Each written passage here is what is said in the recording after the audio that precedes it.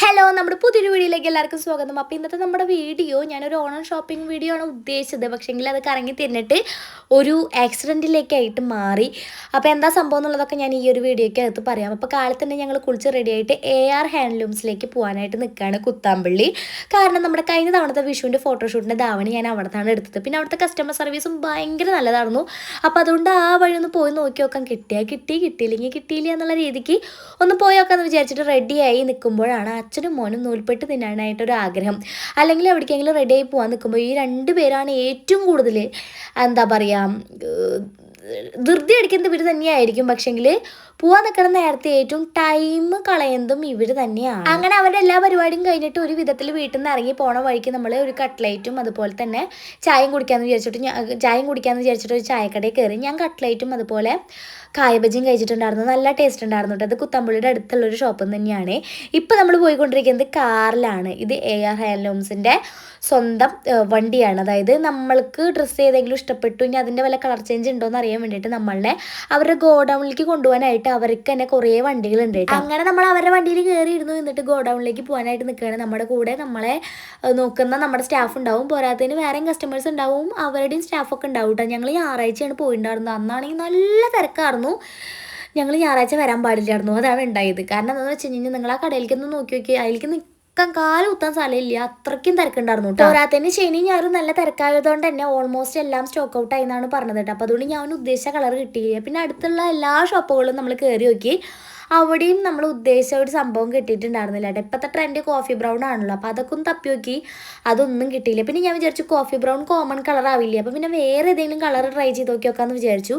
കുത്തമ്പള്ളിയിൽ എനിക്ക് ഇഷ്ടപ്പെട്ട മെറ്റീരിയലും കാര്യങ്ങളൊക്കെ ഉണ്ടായിരുന്നു, പക്ഷെ ഞാൻ ഉദ്ദേശിച്ച കളർ അങ്ങോട്ട് കിട്ടിയില്ല. പിന്നെ വേറെ കളർ കോമ്പിനേഷനൊന്നും എനിക്ക് അങ്ങനെ ഇഷ്ടമായില്ല.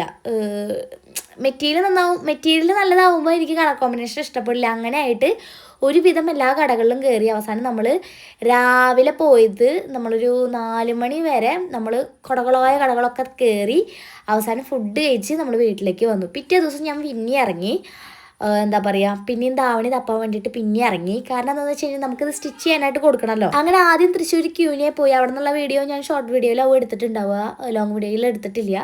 ഇപ്പം നിൽക്കുന്നത് ജയലക്ഷ്മിയിലാണ്. ഇവിടെ എന്താ പറയുക, ധാവണിയുടെ കളക്ഷൻസ് കുറവാണ്, പക്ഷേങ്കിൽ കളർ കോമ്പിനേഷൻ എനിക്ക് ഭയങ്കര ഇഷ്ടപ്പെട്ടു കേട്ടോ.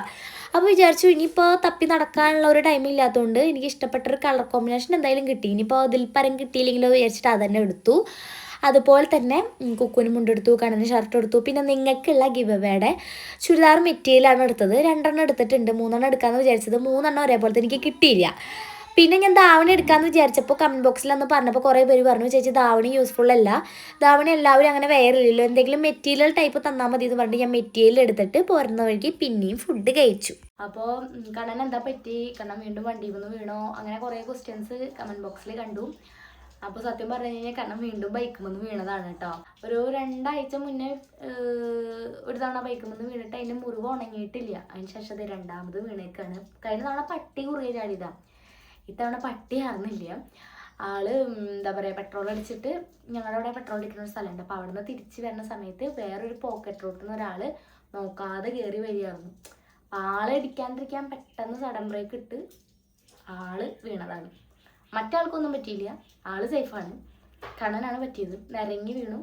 ഇവിടെ കൊണ്ട് അത്യാവശ്യം ഷോൾഡർ കുത്തിയിട്ടാണ് വീണേക്കണ്. ഇവിടെ നല്ലോണം പറ്റിയിട്ടുണ്ട്, കാലിൻ്റെ മുട്ട്. പിന്നെ അവിടെ അങ്ങനെ കുറച്ച് അല്ലറ ചില്ലറ പറ്റിയിട്ടുണ്ട്. കഴിഞ്ഞ തവണ കുഞ്ഞീതാ പറ്റിയിട്ടുണ്ടായിരുന്നല്ലോ, കാരണം കഴിഞ്ഞ തവണ ജീൻസ്, കട്ടിയുള്ള ജീൻസിൻ്റെ പാൻറ് ഇട്ടിട്ടുണ്ടായിരുന്നത്, ബാഗി പോലത്തെ. അപ്പം അതുകൊണ്ട് ഒന്നും പറ്റിയിട്ടുണ്ടായിരുന്നില്ല. പക്ഷെ ഇത്തവണ പണിക്ക് പോണ ഒരു ടൈപ്പ് നമ്മളെ എന്താ പറയുക ബനിയൻ തുണി പോലത്തെ ഒരു ടൈപ്പ് പാൻറ് ഇട്ടിട്ടുണ്ട്. അതുകൊണ്ട് മുട്ട് നല്ലപോലെ പൊട്ടിയിട്ടുണ്ട്.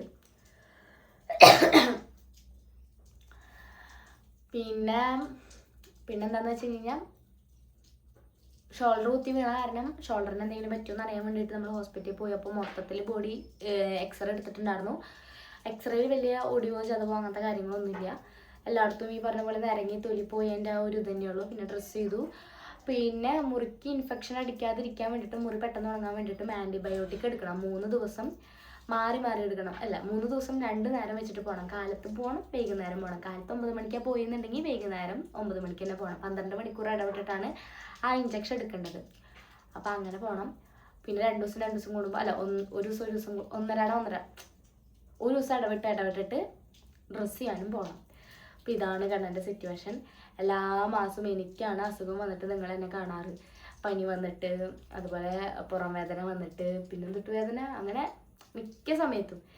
ഈ മാസം എനിക്കെന്തോ വന്നില്ലല്ലോ എന്ന് ഞാൻ അങ്ങനെ ആശ്വസിച്ച് ഇങ്ങനെ ആ 23, 24, 25 എന്നുള്ള ആ ഒരു ഡേറ്റ് ഉണ്ടെങ്കിൽ എനിക്ക് ടെൻഷനാണ്. എനിക്കെന്തെങ്കിലും ഇന്നലെ വരെ ഒരു കുഴപ്പമില്ലാത്ത പെട്ടെന്നാവും എനിക്ക് പിറ്റേ ദിവസം പനി വരിക.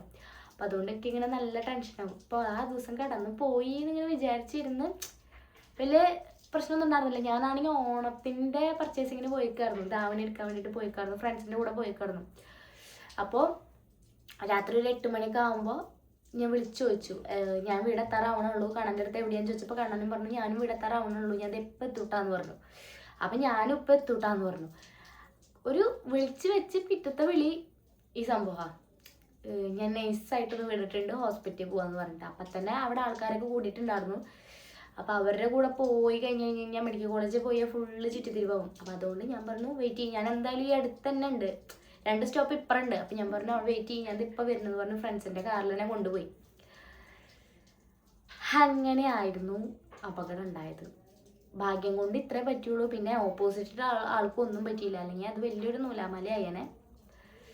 ആള് വീണൊന്നുമില്ല, ആൾ അകലേന്ന് ഇങ്ങനെ പെട്ടെന്ന് വരുന്ന കണ്ടപ്പോൾ സഡൻ ബ്രേക്ക് അകലേന്ന് തന്നെ ഇട്ടതാ. അങ്ങനെയാണ് ഉണ്ടായത്. പിന്നെ പുള്ളിക്ക് ഇത്തിരി ഓവർ സ്പീഡ് ഇത്തിരി കൂടുതലാണ്. എല്ലാ സമയത്തും ദൈവം ഉണ്ടാവണം എന്നില്ല കൂടെ. അപ്പോൾ പരമാവധി സ്പീഡ് കുറയ്ക്കാൻ പറഞ്ഞിട്ടുണ്ട്.